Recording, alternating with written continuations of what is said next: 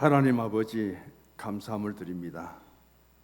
하나님의 교회는 이 땅 위에 주님 오실 때까지 아름답게 존속할 것이며, 때를 따라 하나님의 종들이 세워지게 되고, 아버지 하나님, 선진들은 이 세상을 떠날지라도 오늘 이 때를 통해서 또 저들이 하나님의 교회를 복되게 섬깁니다. 보내주신 동역자와 함께 더 나은 내일과 성서정학의 교육과 비전을 꿈꾸며 함께 일할 수 있도록 하신 아버지께 감사를 드립니다. 오늘 이 예배를 위하여 기도로 준비하셨다가 하나님께 간구하여 올려드린 장로님의 귀하신 기도를 들으시사 하나님, 이 땅 위에 세워진 하나님의 교회, 눈물과 땀과 때로는 물질을 통해서 거룩하게 세우신 이 제단, 주님 사랑해 주시고 그 눈을 이 전에 두시며 우리 주님 그 길을 이 전에서 기도하는 성도들에게 기울이시사 들어주시고 우리의 작은 신음에도 응답하여 주시옵소서. 구하신 간구함을 통해 주님께 영광이 되며 응답은 주께로부터 온전히 이루어지기를 원합니다. 이만을 찬양대의 찬양을 받으신 하나님, 영광 중에 계시옵고 오늘 또 말씀을 기다리는 성도들에게 부정한 종이 준비하였습니다. 인간의 모습은 감추어 주시고 하나님께서 하나님의 주신 말씀만 거룩하게 대언하기에 부정함이 없도록 사용하여 주시옵소서. 주의 은혜가 함께해 주시기를 원하옵고 감사하며 예수님 이름으로 기도드립니다. 아멘.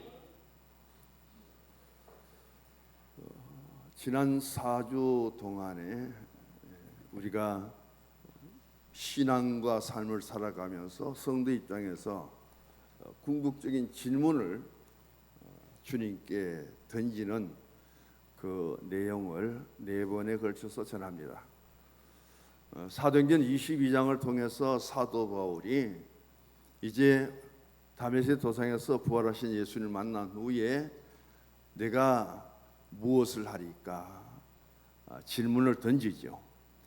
그때 받은 그 부르심과 그때 받은 사명은 사도 바울의 일생에 있어서 무엇을 할 수 있었고 무엇을 하였고 그 결과는 무엇인가 우리가 다시 한번 돌아볼 수 있기를 원합니다.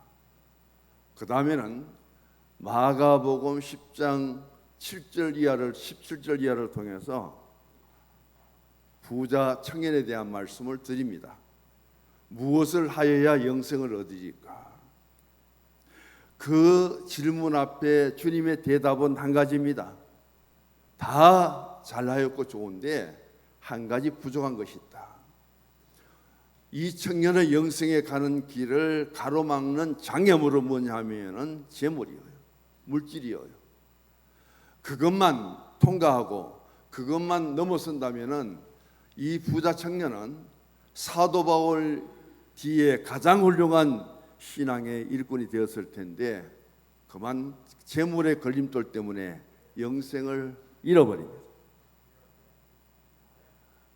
그 가운데 오늘 우리는 똑같은 공동체 속에서 한 가지 부족한 것이 무엇인가? 주님이 그 말씀으로 우리를 지적하고 조언하고 충고하실 때 슬픈 기색을 띠고 돌아가는 우리가 아니라 주님 앞에 더 무릎 꿇고 주님 이제야 알게 됨을 감사하라고 고백하고 그 부족을 채울 수 있는 교회가 되기를 원합니다. 세 번째는 누가복음 10장을 통해서 율법 교사의 질문입니다. 무엇을 하여야 영생을 얻으리까? 그 질문 앞에 예수님은 여리고로 내려가다 강도 만난 자를 드러내면서 그 길에 똑같이 레위인이 지나가고 제사장이 지나가고 사마리아 사람이 지나가는데 강도 만난 자의 참된 이웃이 무엇이냐? 여기서 예수님은 영생에 가는 길에 가장 중요한 것은 뭐냐면은 섬김입니다. 봉사예요. 여기에서 제사장과 여기에서 레위인이라 할지라도 그들은 율법을 달달 외우고 하나님의 자녀라고 아무리 외치고 고백해도 예수 이름으로 섬김이 없습니다. 봉사가 없는 거예요. 그러나 인간의 존엄성까지 짓밟힌 사마리아 사람은 비록 이 땅에서 저들로부터 비난받고 조롱받고 살지라도 그에게는 진정한 섬김이 있었고, 자기의 모든 계획을 취소할지라도 자기의 주어진 물질을 통해서 죽어가는 강도 만난 자를 통해서 그의 생명을 살리고 모든 물질적인 도움을 주는 그의 손길이 얼마나 복된 것이냐, 이런 신앙의 삶을 삶 속에서 이루어갈 수 있는 그런 성도가 되라는 것이 교훈입니다. 지난주는 누가복음 15장을 통해서 탕자에 대한 이야기를 했습니다. 제가 살아온 지금까지의 삶, 제가 주어진 40년 가까이 교육교사 하면 더 많지요. 그런 교육자의 삶, 70여 인생을 살아오면서 제가 오늘에서야 탕자의 자리에서 돌아가서 하나님께 세 가지 질문을 던지는 그 의미를 되새기며 저 스스로를 깨우치는데 얼마나 큰 디딤돌이 되었는지, 우리는 신앙과 영적인 갈림길에 있어서 그것이 걸림돌이 되어버리면 부자 청년처럼 물질이 걸림돌이 되어버리고 섬김의 봉사가 걸림돌이 되어지면 넘어집니다. 예수님의 말씀은 그 지적을 받고 내가 부정한 것을 깨닫고 디딤돌로 삼으라는 거예요. 디딤돌로 삼고 한 번 더 도약하고 한 번 더 일어서고 한 번 더 도전하는 그런 신앙을 통해서 온전한 신앙의 믿음과 행함이 일치하는, 그것을 통해서 주님을 기쁘시게 할 수 있는 그 삶이 복되다는 말씀이죠. 나는 아무것도 없습니다. 나는 도대체 되는 일이 없습니다. 그리고 나는 버림받았습니까? 탕자의 그 질문 앞에 해답은 아버지께로 돌아가라는 거예요. 그 아버지는 하나님이십니다. 세상에 공고하고 무거운 짐을 지고 힘들고 탄식하며 나의 공고한 인생의 삶 속에서 우리는 절망하고 포기하고, 그리고 인생을 우리가 스스로 망치는 것이 아니라 두 손 들고 하나님께 돌아가시면 이 땅에서 해결할 수 없는 모든 문제들이 하나님 안에서 이루어지는 그날의 복이 있게 될 줄 믿습니다. 그날이 주님 다시 오는 날이고, 그날에 내가 이 세상의 모든 무거운 짐을 벗고 내 영적인 하나님의 품으로 돌아가서 영생 복을 누리며 천국의 영생의 삶이 우리에게 주어진다는 그 소망을 심어주고 있기 때문입니다. 이제 오늘부터 4주 동안은 그 이상도 될 수 있습니다. 예수님이 우리에게 무슨 질문을 하셨는가? 우리가 예수님께 그만큼 질문을 했는데 그럼 예수님은 우리에게 어떤 질문을 하셨는가? 책 속에 다시 한번 하겠습니다. 책 한번 띄워주십시오. 같이 읽습니다. 예수님의 위대한 질문 12가지입니다. 두 번째요. 파트 1입니다. 같이 읽어봅니다. 길이 되시는 예수님. 그 중에 보면요, 나를 누구로 하느냐, 그 다음 너희 믿음이 어디 있느냐, 그 아홉은 어디 있느냐. 이 그 아홉이 어디 있느냐, 오늘 말씀을 통해서 무엇을 의미하느냐 하면은 은혜를 망각하고 하나님의 사랑을 망각하고 하나님의 구원하심을 망각하고 하나님이 내 생명을 살려주신 거기에 대해서 망각하고 잊어버린 자에게 오늘 예수님은 세 가지 질문을 통해서 우리가 있어야 될 자리에 있어야 되고 우리가 가야 될 자리에 가야 되고, 주님은 이 나병 환자들 10명을 고쳐주신 후에 누가 자신의 고쳐짐을 은혜를 입은 것에 감사하고 내게로 오느냐, 누가 하나님의 그 사랑을 진정 체험하고 내게로 찾아오느냐, 누가 다시 그 병든 질병의 문둥병을 벗어나서 건강한 새 삶을 예수님 앞에 나는 살아가겠노라고 다짐하며 내게 와서 무릎을 꿇을 수 있는 자가 누구냐? 그것을 오늘 예수님의 길 대신 주님 앞에 네 가지 질문 중에 오늘 저는 하나를 선택합니다. 참 많이 들었죠. 자, 세 번째 챕터 넘깁시다. 다음에는 두 번째 있습니다. 진리 되시는 예수님입니다. 저 중에 어느 네 가지 중에 어느 것을 제가 선택할지 분명히 한두 개는 선택될 겁니다. 세 번째 파트, 네 번째 파트요. 다시 읽습니다. 생명 되시는 예수님. 역시 네 가지 질문이에요. 이렇게 해서 12가지 예수님 질문 중에 12가지를 다 할 수 있는 시간은 없습니다. 그 중에 선택된 가운데서 무엇이 길이고 무엇이 진리고 무엇이 생명인지, 길에 대한 예수님의 질문은 무엇이고, 진리 되신 예수님의 질문은 무엇이고, 생명 되신 예수님이 나에게 던지는 질문은 무엇인가, 그것에 포커스를 맞추면서 오늘 말씀은 우리가 너무 잘 아는 내용입니다. 특별히 맥주나 추수 감사절에 많이 인용하는 말씀이죠. 오늘 본문을 통해서 보면은 이 질문이 우리가 잊어버리기 쉬운 질문입니다. 오늘 우리의 신앙생활과 어쩌면 그렇게도 닮았는지도 모릅니다. 본문 누가복음 17장 11절로 가십시다. 여기에 보면은 예수님이 예루살렘에서 사마리아 갈릴리 사이로 지나갑니다. 이 지역에서 예수님은 똑같은 병을 앓는 사람을 만나게 됩니다. 문둥병이 나병이 되었다가 지금은 노르웨이 의사가 이 문둥병, 나병 이름이 좋지 못하고 해서 그가 이름을 붙였습니다. 한센시 병이라고. 그래서 지금은 대체적으로 한센시 병으로 불리는데, 아직도 하나님의 교회, 우리가 사용하는 성경에는 나병, 그리고 개역 개정 이전에는 문둥병으로 그대로 기록되어 있음을 보게 됩니다.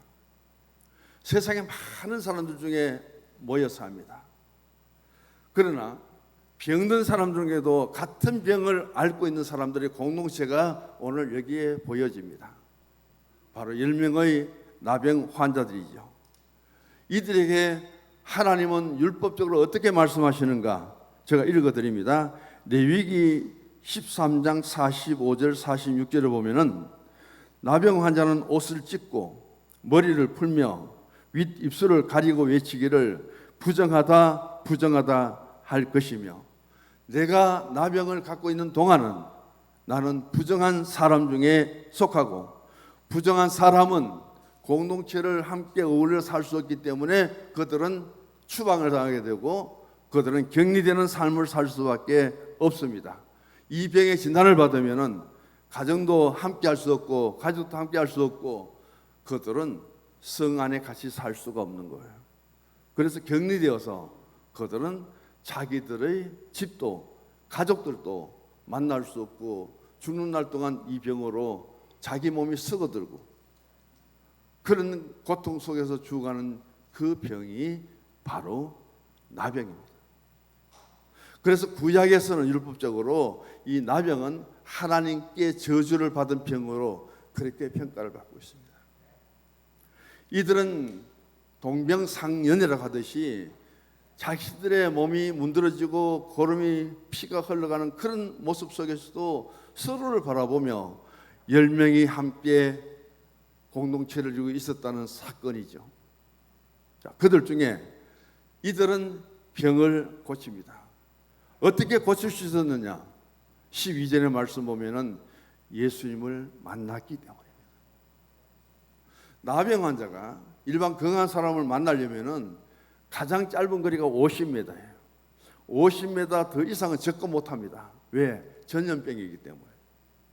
그래서 이들은 10명이 예수님을 발견하고 예수님을 멀리서 부르짖습니다. 그들은 50m 이상 떨어져 있는 상태 속에서 50m 앞에 가는 예수님을 그들이 볼 수 있었다는 것도 기적이죠. 나병의 그 고통과 아픔 속에 자기 몸이 문드러지는 그런 상황 속에서 저분이 예수님이라는 것을 발견한 것도 은혜 중에 은혜입니다. 그래서 그들은 소리를 높여 외칩니다. 13절에 예수 선생님, 우리를 불쌍히 여겨달라고.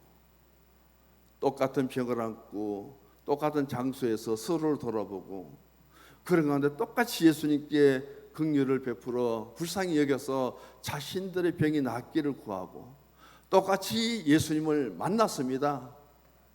그래서 예수님 만나서 그들이 치료를 받았습니다. 병나음을 받았습니다. 예수님은 직접 고쳐주시기 아니라 너희들 병이 나병이기 때문에 진단은 제사장이 하게 되거든요. 제사장에 가서 너희들의 병을 보여주어라.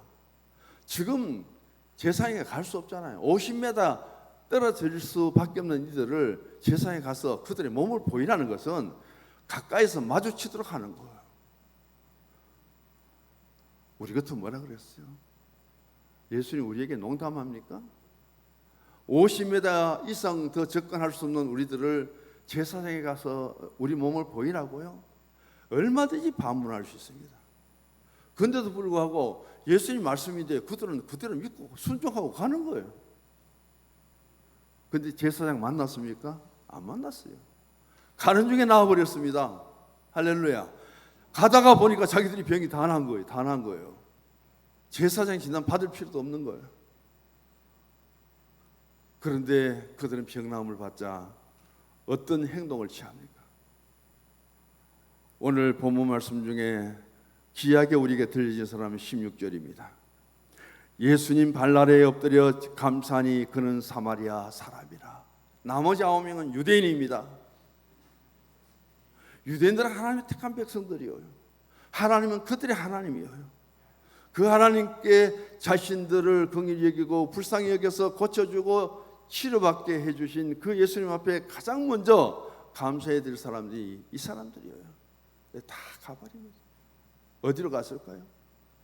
병 고치니 너무 좋습니다. 너무 기뻐요. 그래서 가정으로 쫓아갔을지 가족들을 만나기 위해서 쫓아갔을 거예요. 내가 다 나았다고 자랑하고 싶었을 거예요. 그런데 그 중에 유일하게 한 사람, 사마리아 사람은 그 같이 걸어가는 동행자 10명이 다 고치받았는데 자기들은 기뻐서 들떠 날뛰는데 좋아서 못 견디는데 내가 어떻게 병을 고쳤지? 누구를 통해서 누구를 만나서 누구를 그 생각에 걸음을 돌이킵니다. 그리고 50m 이상 떨어져서 예수를 불렀던 그 예수님 위에 직접 달려갑니다. 왜 갈 수 있느냐? 병이 나았기 때문에. 예수님을 50m 이상 떨어져서 보아야 될 그가 이제는 내가 병이 나았기 때문에 예수님 앞에까지 갈 수 있다는 거예요. 그 앞에 무릎을 꿇습니다. 그때 그분이 누구냐? 사마리아 사람이라 하고 우리가 이제 17절 18절을 통해서 예수님의 질문 세 가지를 같이 보십시다. 17절 10사람이 다 깨끗함을 받지 아니하였느냐? 물음표가 붙습니다.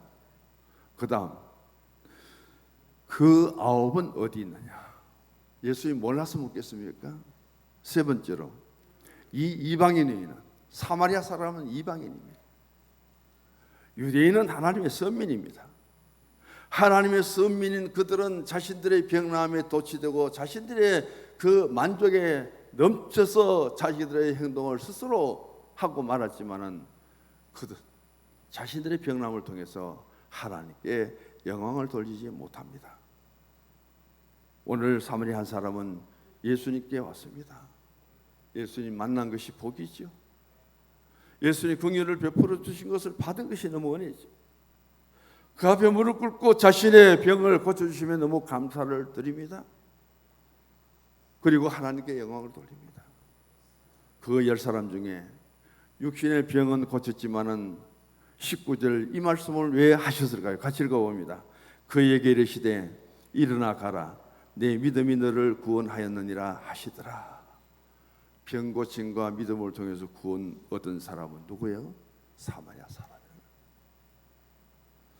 하나님 앞에 나가서 예수님 앞에 나가 우리가 병 고침을 받는 것이 목적이 아니에요. 하나님의 나라 사람들은 구원이 가장 우리에게 주님 오신 목적입니다. 예수님이 죽은 자를 살리시고 병든 자를 고치셨지만은 예수님이 오신 목적이 그게 아니라는 거예요.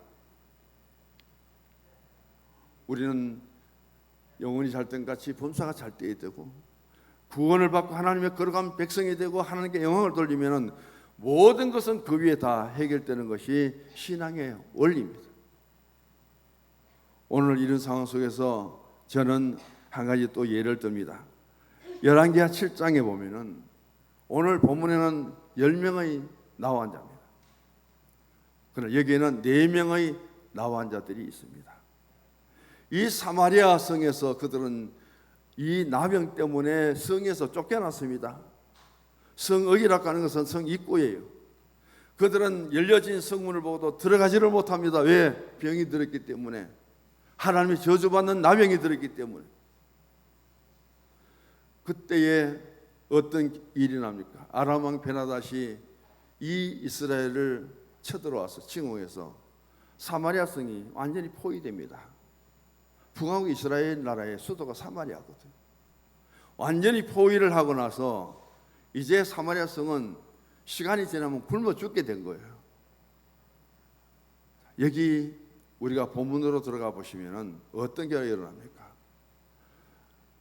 이제 그들에게는 먹을 양식이 없습니다. 성경에 보니까 그렇게 나와 있더라고요. 나귀 머리 하나에 우리나라 돈으로 200만 원, 300만이에요. 그 다음에 비둘기 똥은 더러워서 우리가 밟지도 안 하잖아요. 먹을 것이니까 비둘기 똥을 먹는데 비둘기 똥 한 대가 가치가 얼마인지 압니까? 벼 몇 가마요, 살 몇 가마요 더 비싸요. 그래서 그래도 먹을 것이 없으니까 한 보세요. 여인들끼리 인호합니다. 오늘은 내 아들을 잡아서 삶아서 같이 먹고 내일은 당신 아들을 죽여서 삶아서 같이 뜯어 먹고. 그래서 정말 옆에 여인이 자기 아이를 삶아서 같이 먹었습니다. 그런데 같이 인원했던, 같이 마음을 맞췄던 그 여인이 자기 아들을 못 죽이는 거예요. 소태내서 삶지를 못하는 거예요. 그러니까 자기 아들을 잃어서 그 아들을 먹었던 이 여인이, 어머니가 고소를 합니다. 왕에게. 이런 억울한 일이 어디 있습니까? 사마리아 성에 그런 입장이 있습니다.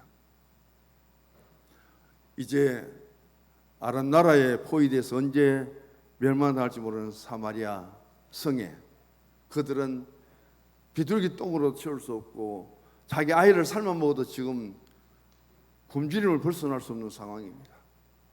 그 성에 들어가지 못했던 4명의 사람들은 이 나병 때문에 자기들은 병이 될 수밖에 없습니다. 그래서 기회를 잘 찾았죠. 우리는 사마리아 성에 들어가서 가족도 그 성 사람들과 같이 살 수도 있는 입장인데 여기서 우리가 이 병으로 고통당하다가 죽는 거나 지금 사마리아 성을 완전히 포위하고 있는 저 아람 왕의 군사들이 가서 우리가 항복하자. 몸도 병드는데 죽어봐야 죽는 것밖에 더 있겠느냐. 죽음을 각하고 그들은 사마리아 성을 포위하고 있는 아람 군대에 들어가 봅니다. 어떤 일이 있어요? 아람 군인들이 얼마나 급하게 후퇴를 했는지 군인들이 하나도 없습니다. 가니까 은도 금도 먹을 것이 얼마나 지수성찬에 널려져 있는지 네 나병 환자가 실컷 먹었어요. 자기 취할 것 다 취합니다. 그런데 가만히 생각해 보니까 비록 자기들을 쫓아낸 사마리아 성이지만은 자기들 질병 때문에 자기들은 고립되고 외로운 지금까지 삶이 있었지만은 이거 우리 4사람이 다 가져서는 안 되겠다. 양심에 가책이 되어서 그 소식을 어디에? 사마리아 성에 알리죠. 빨리 와라. 우리를 포위했던 아람 군대는 하나도 없다. 가면 얼마나 많은 것이 지금 급하게 도망가서 남겨놨는지 그 나병 환자의 이야기를 듣고 와보니까 아람 군대는 하나도 없습니다. 전쟁에 승리도 아니었는데 그들이 남겨놓은 전리품도 아니죠. 얼마나 많은 것을 통해서 그 굶주린 사마리아 성이 다시 살아납니다. 이 사실을 가리켜서 아름다운 소식이죠.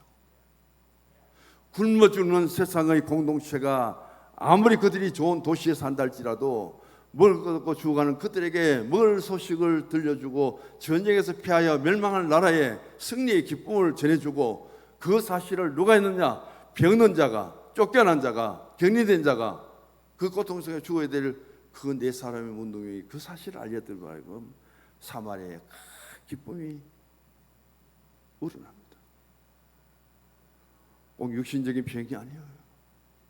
내가 영적으로 병들고 내 신앙이 나태하고 그런 가운데 있어서 참 중요한 것은 오늘 우리가 어떤 신앙으로 하나님 교회의 아름다운 소식을 전하고 우리의 생명이 다시금 살아나고 영적인 부흥이 다시금 일어나고 그 일에 건강한 내가 하지 못하는데 병든 그들이 할 수 있었다는 사실, 마음껏 뛰어다니며 일할 수 있는 내가 하지 못하고 숨어서 죽을까 두려워하는 그들에게 병든 나와 자들이 그 소식을 듣고 알려주고 아름다운 소식을 들려주는 그 소식, 그 일들 얼마나 위대하냐는 거예요.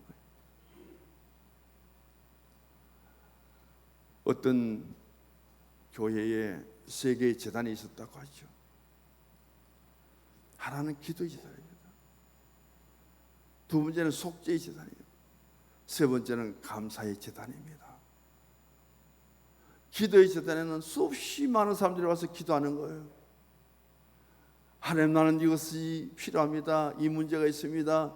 누구를 위해서 중보 기도를 드려야 되고 내 신앙의 영적인 상태를 점검하고 하나님께 기도를 드리는데, 오늘의 우리의 예배에 많은 비중을 기도가 차지하고 있습니다. 새벽에 교회 오죠? 새벽 기도입니다. 수요일 또 우리가 예배 드리는데 예배 제목은 수요 기도예요. 명칭은 금요 기도예요. 그래서 우리의 교회에 나의 신앙의 재단에서 가장 많이 필요한 재단은 기도의 재단이에요. 그래서 기도의 재단에는 수없이 많은 사람이 찾아옵니다. 무엇이 그렇게 필요한지 하나님께 달라고 곳곳 재단마다 울부짖고 부르짖는 기도의 그 소원들을 하나님이 들으시면은 다 어떻게 들어주실까요? 계속 달라막 하는데. 또 한 군데는 속죄의 재단입니다. 살아가면서 얼마나 영적으로 내가 은혜를 받고 충만함을 얻었는지 속죄의 재단에 와서 나를 위해서 십자가에 달려 죽으신 예수님의 속죄 제물 되신 그 희생 제사를 생각해 보니 너무 감사해요. 십자가의 주님, 십자가의 주님의 구원, 십자가의 주님의 사랑, 십자가의 주님의 은혜, 그거 생각해 보니까 너무 감사한 거예요. 그런데 감사의 재단에는 찾아오는 사람이 별로 없습니다. 텅텅 빌 때가 많은 거예요. 근데 어느 날 한 젊은 청년이 와서 눈물을 흘려도 속죄 재단에 흘려야 되고, 구원받은 것에 대한 자신들의 간과함과 아픔과 상처와 고통이 있다면 기도의 재단에서 울부짖어야 될 텐데, 감사의 재단에 와서 그렇게 눈물을 흘리며 기도하는 청년을 발견합니다.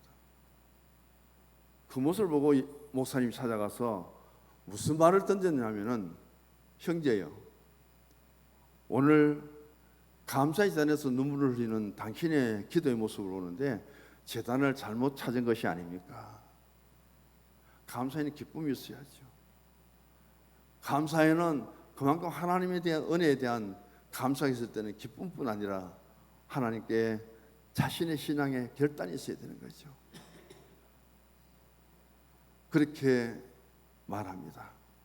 눈물로 회개하는 곳이라면 기도의 재단에 가셔야 되고, 구원의 은혜의 속죄에 감사하다면 속죄 재단에서 눈물을 흘려야 되는데, 이 감사의 재단에서는 기쁨과 웃음과 그런 나의 신앙의 나타남이 진정인데 어떻게 여기서 눈물을 흘립니까?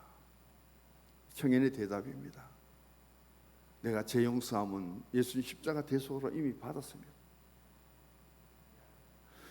내가 제 용서를 받은 것뿐 아니라 나는 의롭게 되었고 하나님의 자녀가 되었습니다.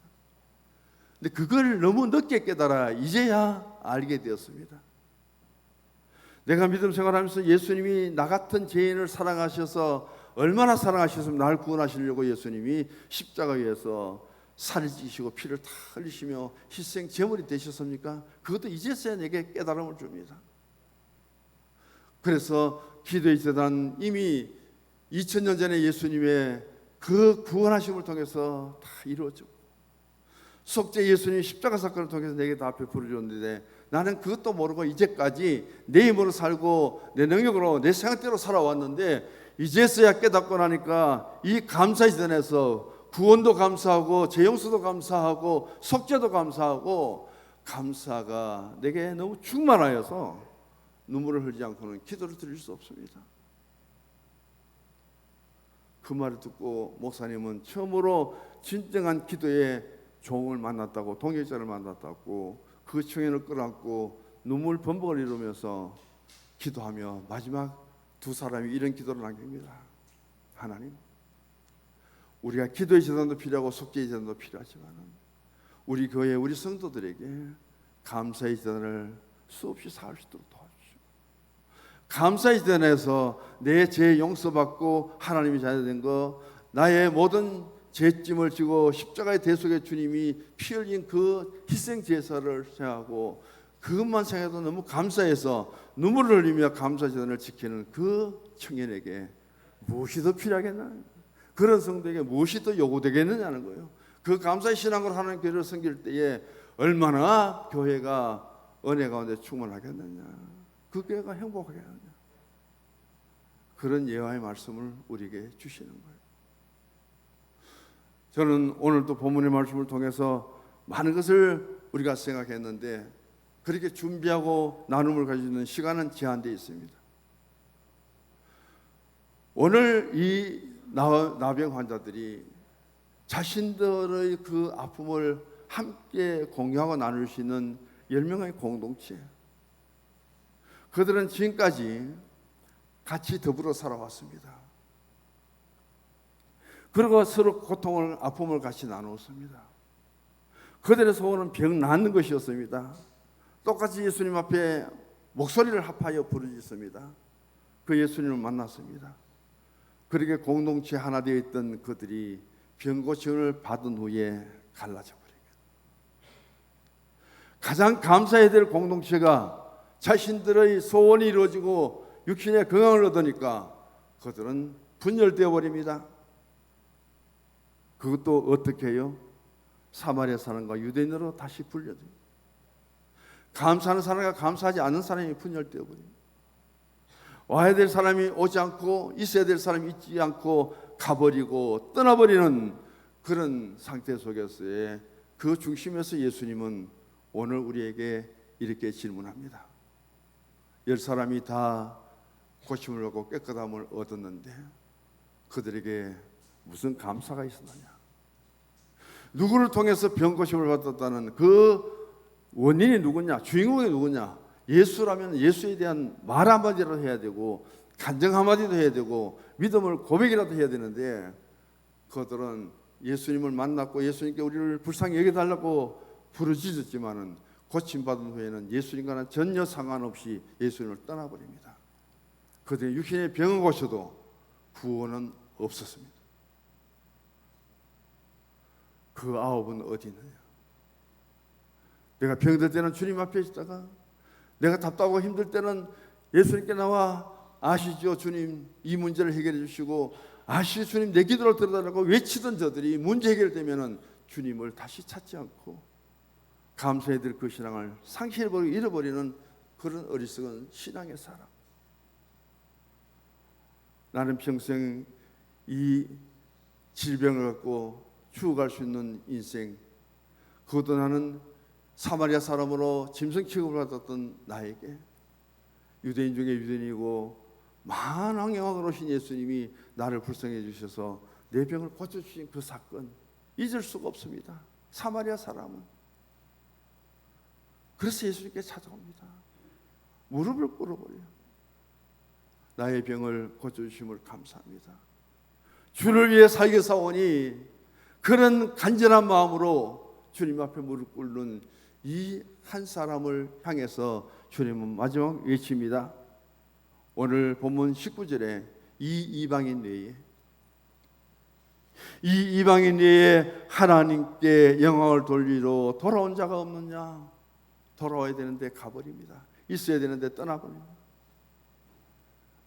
이 말씀을 통해서 예수님은 오늘도 우리에게 똑같이 질문하고 계실 줄 믿습니다.